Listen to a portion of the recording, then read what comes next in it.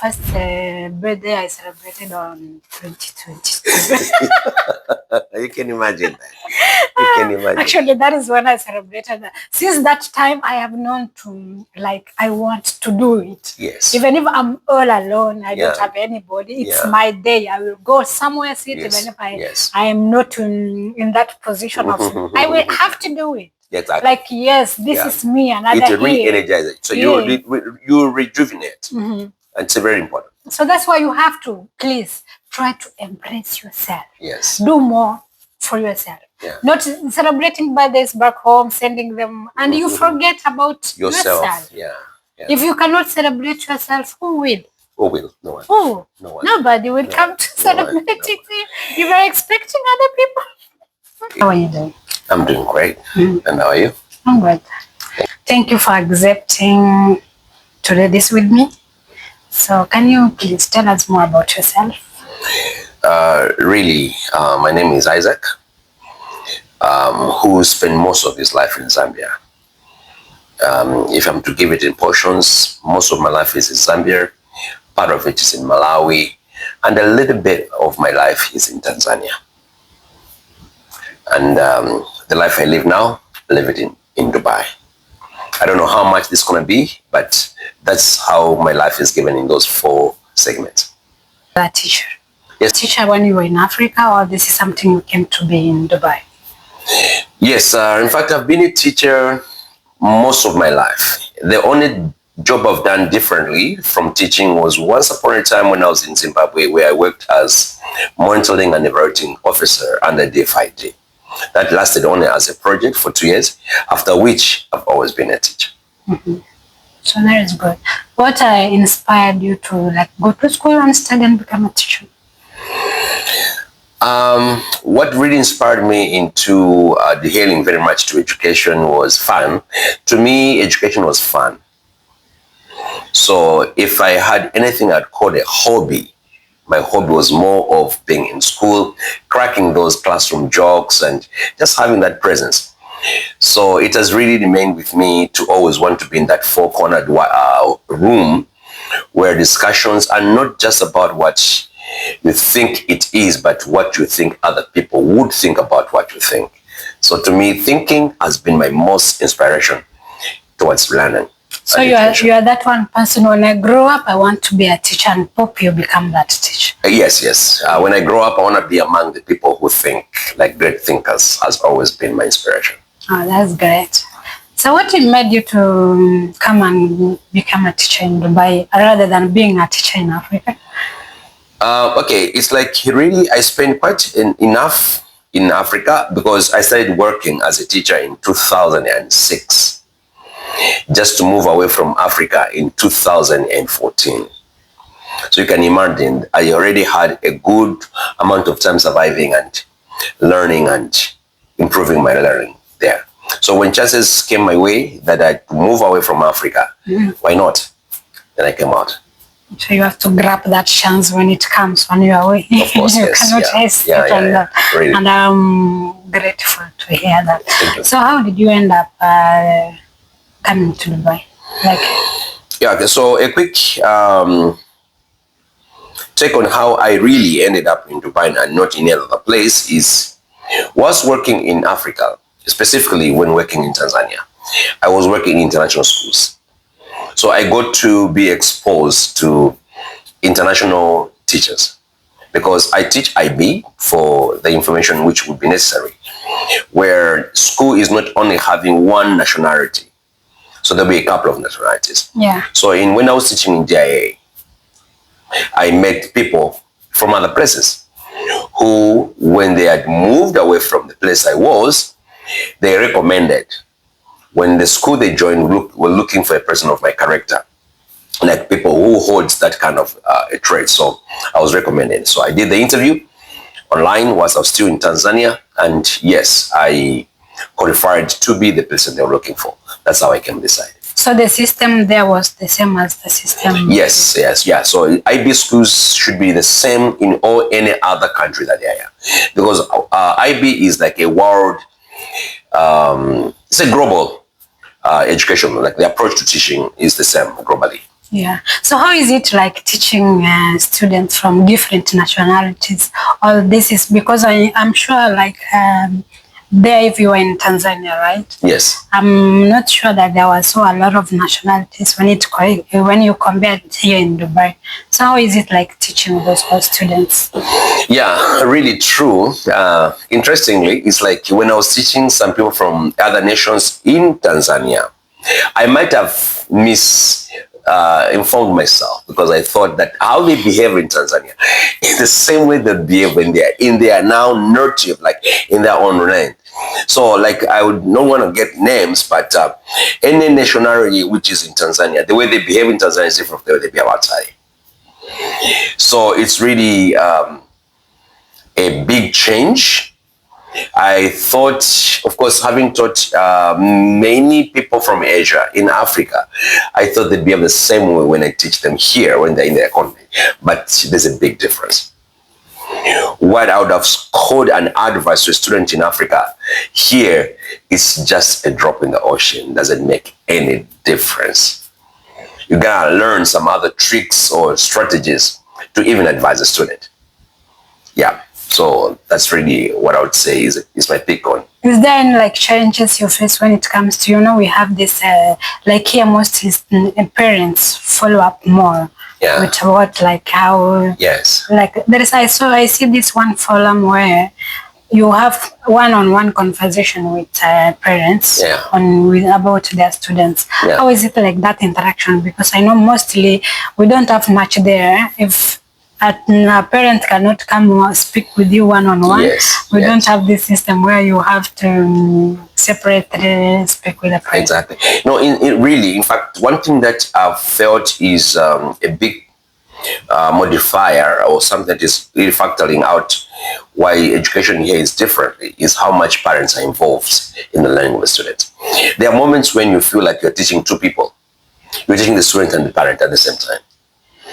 Because a parent who's not in class would want to have the same understanding as though they were in the class. But remember, they're all going to be out. So they ask for stuff which you said, but I've already told the student this, but they see, I want to know about it the same way that my student is operated. So it's really a big thing to consider. Parents on this end, they're really too much, if I use that word, involved in the learning of the student.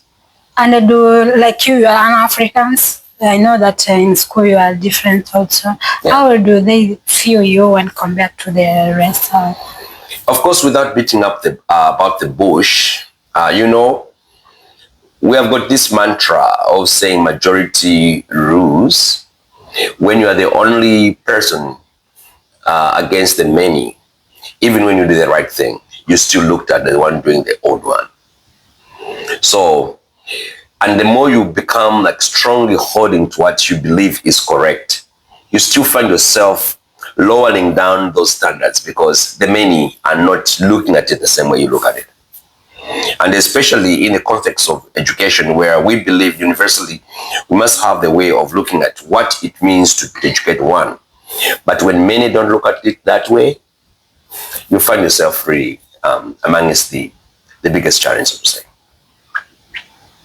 So let's see when you arrived here in Dubai for the first time, what were the challenges you faced?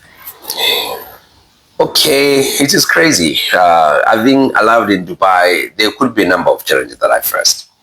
I won't emphasize on the weather being it too hot as opposed to my mild and good weather that I survived. So I enjoyed back home.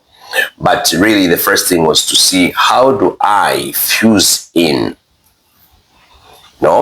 into the domain of many who may have a very different perspective, both towards what my teaching or my education entails, and later on my own extra personal life entails.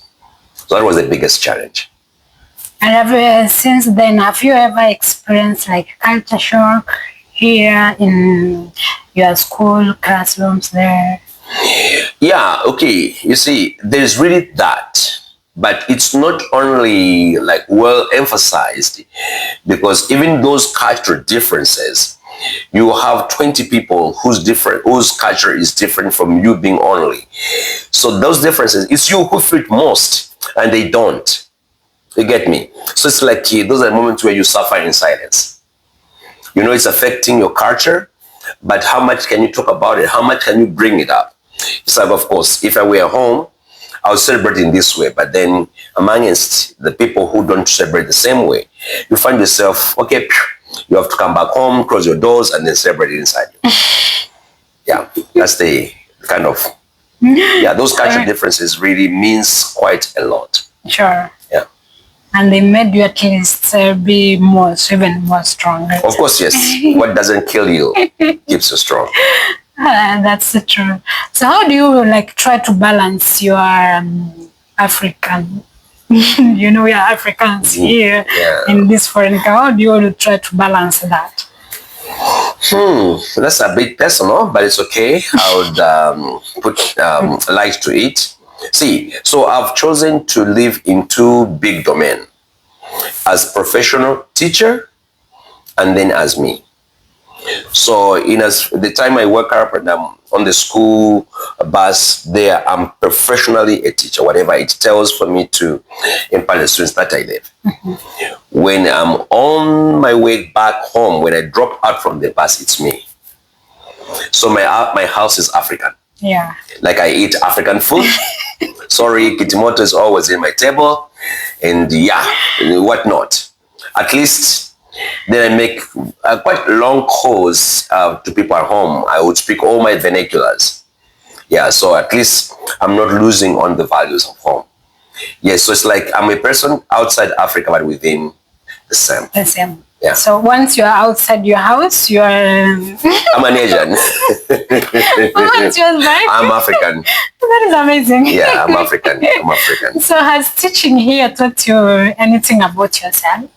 Of course, yes. That's really, life as it unfolds, sometimes really the environment in which you unfold your life, if you are really observant of how you're developing, you will always see that there's something new that you're learning. So teaching in Dubai has really given me to see myself in a very different way. Okay, there are certain things I never knew or would have known had I always been in Africa that I had that potential. Because as I speak today, not only do I teach in class, I've had chances of even teaching teachers. And those are moments where I feel like, wow, I stand in front of other teachers, like other nations, could be from UK, from wherever, because the IB have these conferences. And 3 times I've been in Dubai, I've been the workshop leader in those workshops, which I really feel proud of myself saying, sometimes geographical position really matters for us to unleash that potential that could have been in us, which we may not sometimes realize unless we're exposed to those environments in which you can let it go.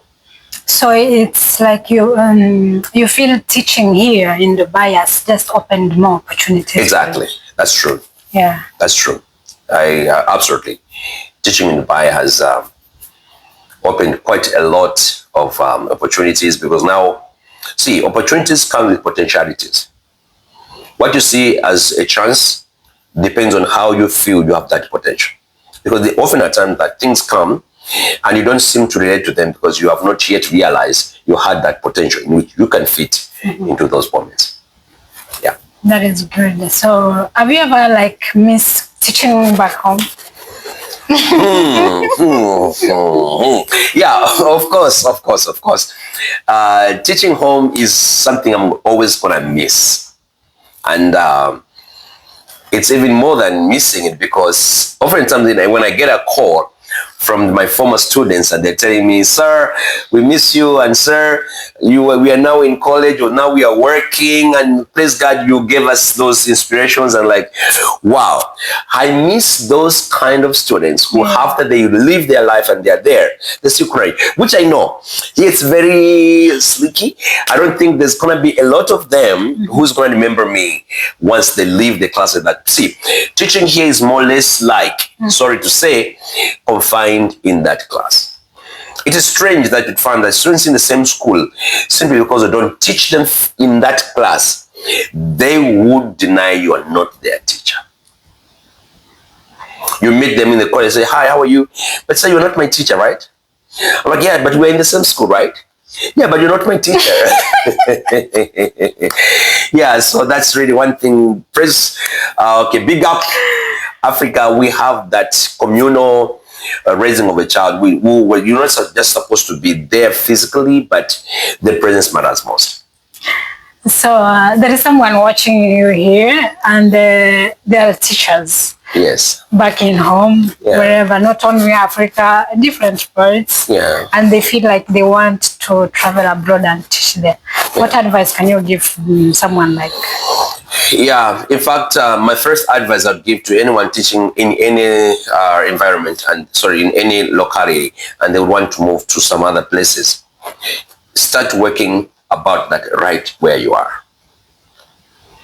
Start developing those dreams where you are. Start telling yourself you are more than what you've been offered. Like you are more than what you are offering. You want to offer to a bigger and a larger scale. Because really, that's what it means. When you teach in Africa or when you teach in a particular country, just know that you're only teaching that geographical position. But when you start scaling out, say, okay, I can't teach, but I know I can teach more than one country. Yeah. That gives you that fuel and pushes you. So you put on yourself factors or elements that will necessitate your moving to another place. So you don't have to feel like, okay, until I go to another country, then I'll learn those new skills. No, you start learning those skills whilst at home. Yeah. Yeah. So even if you're ambitious and you really want to like travel, first of all, like establish yourself from where you are. Yeah. And then you can move step by step. Exactly. Yeah. Exactly. Exactly.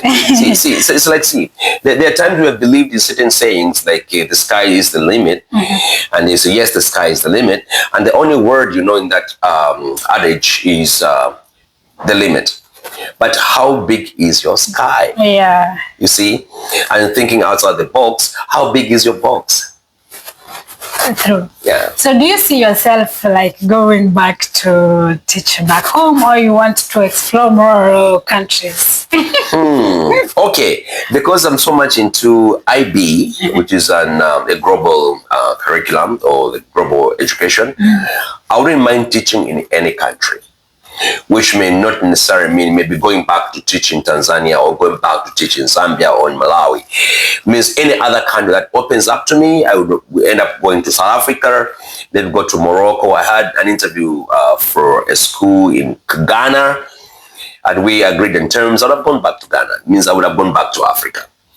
Because, of course, I know I'm aligned with the IB. But if it means going back to teaching the local curriculum in a particular country, even if it be in India, I will not go. Because that would mean scaling down. Yeah. To now only concentrating on India, other than maybe concentrating on what the world or the global need could be. Oh, that's cool. So, what legacy do you want to leave as a teacher, maybe in abroad? Come on, you're really stretching me. Okay, so the legacy I pray I'll leave teaching abroad should be, of course, the same legacy I always pray to leave when I was back home. I, being a math teacher, sorry, I didn't mention this in the beginning. I believe mathematics is a way of thinking, and a very critical way of thinking. I want every student and every person who is close, the students that go through my classes, to always adhere or subscribe to the fact that it's unless we change the way of thinking, education has not done anything to us. And I'll use maths very much as not just a language of communication, but a language which informs the way of thinking. So that's what I work on. In fact, currently, I'm working on some small math textbooks, like Excel and Exceed, where I'm popping up the questions which really targets on students in developing their thinking skills. I remember when I was in school, maths was my favorite subject. Thank you. And of course for that. It really was my favorite subject, but I don't know why I couldn't major in education, because that is not my goal. Yeah, of course, yeah. I got where you're coming from. So I had to do some different things. Okay. But maths, I really love it, and that's all I can say. You know, as traveling from home, coming to this country, yes, you find that you are broken, or you are broken. But you're trying to retrieve yourself, because there are a lot of challenges we go through here, which people really back home don't understand, because they'll see like you are a teacher, you are here teaching an international school, right? Yes, you have a lot of money. You are rich. So that is what mostly people that's the mentality, understand. And you here, you are losing yourself, going through a lot, or maybe in that process you even lose yourself, you know? So I want like most people to understand that there is a way you can have this self-love. Because home problems back home, they will never really end. Yes. They will always be there. And we cannot try to solve all those problems. Yes. So we want to concentrate more about like it's mental health, you know. Loving ourselves more, embracing whatever we are doing more, of which like that's what you are doing, using your teaching skills. In that embracing yourself, don't lose yourself while you are doing that. So I just want us at least to motivate people, those who are here, you know. We have been talking about teachers back home. We are forgetting about those who are here, but they are feeling like then their end days. Yes. They don't even want to teach anymore. Yeah, I got it. You know, sometimes problems from home can make us even lose that, you know, that your passion, you just lose it on the process. So I was trying to at least advise my people, telling them that in that process, let's try to at least embrace ourselves more, love ourselves in whatever you are doing, and try to be selfish. Being selfish, you know, people think that when you try to be selfish, you're losing it. But being selfish at once, like you loving yourself, loving your journey, loving everything you are doing. In that way, you can try to help others. But because like you are a teacher, if you lose yourself here, even going to that classroom, sitting there, what are you gonna match the students there? Can that even X, Y squared come from? No. Because it comes and there is some things you are thinking about, and the process you'll find you end up losing up everything. So I want us at least to talk about that. Like, what can you advise someone who is in that process of losing themselves? Yeah, really. In fact, I'm happy you brought that background.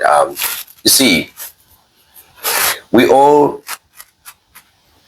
have our personal expectation, but we also know there are people who look at us who have got their own expectation. And often at times, as human beings, we start to first address their expectations. We have heard many times people say, what do people say about me if I'm this end of the world and I don't even do this? So you start to address those other people's before you start to address that of your own. Really. And I'm happy that you brought in the concept of mental well-being, which really stretches a lot. Mental well-being is a strength in the physical well-being. Once mentally you find yourself that you are only feeding but not your mouth, automatically your body will not have energy to push on tomorrow. And remember, those mouths that you might be feeding may not plow back to feed yours, because from you they want to receive and not to give. So you end up anguishing in a very squeezed corner where now you don't have anyone else you can reach out to. Yeah, so if we are within a circle where we can tell people who are within our first circle that yes, you must expect certain things, but not everything. There'll be moments when a no is an answer. Not because you don't want to, but that's the reality. No, reality is what we have to always put forward. If it's real, if I got something, yes. If I don't, I don't. Yeah. And no man would create anything that is not within their own ability. So I just want like people to practice to say no, and you just mean it. Yeah. Know that no, and you feel guilty about it. Yeah. So it's better like when you say no, you mean that no. Yeah. In that way, it will help you. We are here to do, to help each other, you know, because I know like how it is to lose yourself here. Yeah. In the process of finding yourself, but you lose more. You lose more, that's true. So I understand that is it. So there could have been moments where I was even like trying to realize myself, like, yes, really, as the question you were asking me, they made me realize, I think I've never looked at myself in those dimensions. You see, because really that's very important. And I really appreciate that through this interview, not only have I spoken to another person, but I've also spoken to myself more. Because now it's like I'm trying to mirror what I've been through and make it into words. So thank you so much for the time that you've accorded to me. Have you ever looked down on yourself? Look down? Not once. Many times. Do you regret being a teacher? No. I don't regret. In fact, like before I became a teacher, growing up, we have those many, when I grow up, I want to be this. And at first it was when I grow up, I want to be a doctor. Which did not really grow up with me. And they say when you are a kid, you dream. Like I was dreaming when I grew up, I want to be a lawyer. Yeah. When you move steps like step by step, you find that is not what you really want.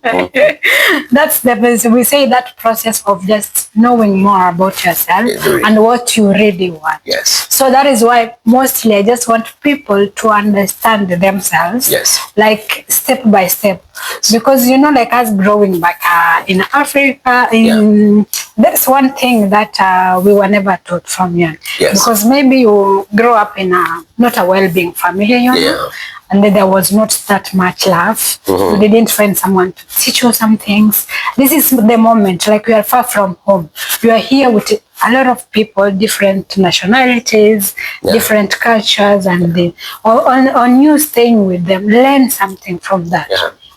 Even if you go back home with nothing, at least there is something you have learned. And let it help you first before you go and give it out to the rest there. So that is what at least I want people to really understand. And you see what, Mary, sorry, I'll bring in this other thing, and it's my really personal reflection, okay? And because of what you have touched on. You know, celebrating yourself, one thing I've learned, please people out there, don't you laugh at me, because I'm going to be very personal about this. You know, I lived in Africa all that age. I never celebrated my birthday. Like my personal birthday, I never did. For those of you who do, please keep it up. It's until I came to the UAE when I started to see how much many people associate with celebrating a birthday, that I started now to look back. Because see, what I've learned is the day I celebrate my birthday, I re-energize myself so that my youth age, like my young age energy comes back to me. This is the day I was born, and I celebrate it. And I find myself on a different day, on a different energy level. And this is really personal to me. For those of you who celebrate birthdays, please big up. Big up. Even me, I never celebrated my birthday since I was born, because that is something I never knew about it. My first birthday I celebrated on 2020. You can imagine that. Actually, that is when I celebrated that. Since that time, I have known to, like, I want to do it. Yes. Even if I'm all alone, I don't have anybody, it's my day. I will go somewhere, sit, even if I am not in that position of, I will have to do it. Exactly. Like, yes, this is me, another it re-energizes it. So you rejuvenate. And it's very important. So that's why you have to, please, try to embrace yourself. Yes. Do more for yourself. Yeah. Not celebrating birthdays back home, sending them, and you forget about yourself. Yeah. If you cannot celebrate yourself, who will? Who will? No one. Who? No one. Nobody will come to celebrate it. You are expecting other people. Oh, you have to wait forever. So thank you so much for anyone who have been with us here watching this. It has been a great honor to have Mr. Isaac here with us. Thank you so much. So if you have any a chance, now you have this chance here to ask me anything. What will you just wish to ask me? Wow, when the interviewer becomes the interviewee, that's crazy. That's crazy. You're putting me on the spotlight. Yeah, so maybe really, I know you have come almost like the same path that most may have come through. How does it feel that now you host such interviews, like you are into real life other than these authentic people just create about? How does it feel when you really dig deep into real issues? Okay, back in 2019 actually, so it's not 2019, right. I had this something coming on to me because of what I was going through there. Yeah. So I find it that there are some things we go through. If somebody taught me them, I couldn't be knowing how to handle this situation. Yes. Yeah. So I find it motivating to at least try to share this journey to other people, so that if there is somebody trying to travel or they are in here and they are in their ends up, like they don't know what to do, they can at least learn from this one, because this is realities we are trying to, not that what I was expecting, because whatever I was expecting and the realities I met here, they're very two different things. So it's better when you tell people the reality, they get their minds prepared and they know how to handle those situations. So that is what mostly motivates me to do these interviews. Because I want to know more. They say, I don't know much, I'm trying to at least know more about, so that even my viewers will also know. Well said.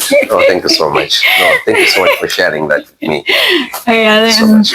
Thank you too for accepting this. It was a pleasure. Thank you so much.